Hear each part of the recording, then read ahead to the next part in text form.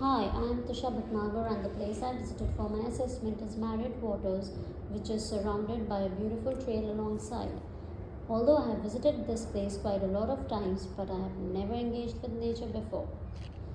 As I walked towards the trees, I noticed that there are different colors of leaves that belong to the same tree, making a rustling sound in the wind. Autumnal fall has its own beauty. Heaps of leaves were lying around the tree trunk, which makes me feel as if they are clinging onto each other for protection. This was so relaxing that I just couldn't stop treating myself as a child, searching for the language of science, using my heart and soul to build a connection with nature.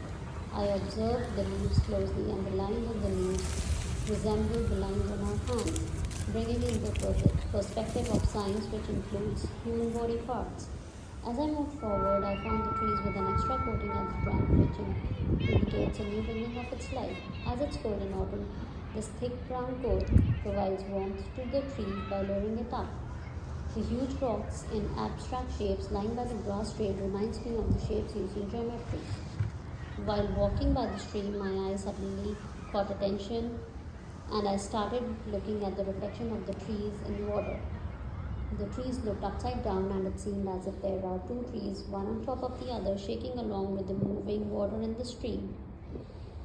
As it was a sunny day, light fell over me, and the concept of light and shadow hit my mind. I was so excited to feel this through my senses as it relates to the activities I did as a child. Children are often curious to catch their shadows. The chirping of the birds in the background symbolizes that because of the beautiful weather, even the creatures are happy.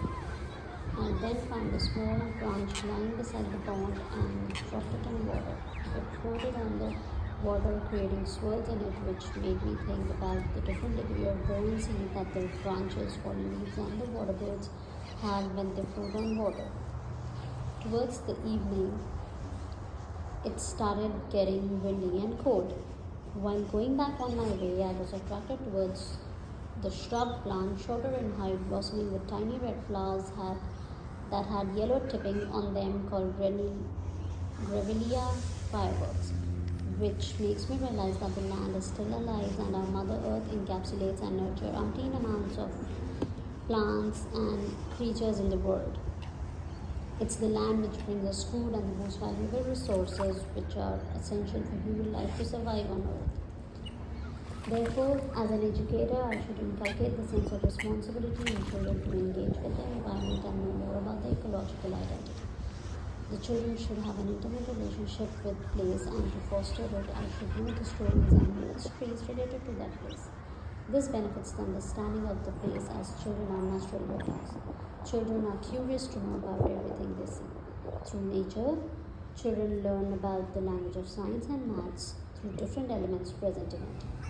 Furthermore, I will build more on the play-based teaching methods connecting to nature, as this will help the child to develop their thinking about the place as a pedagogical contact zone and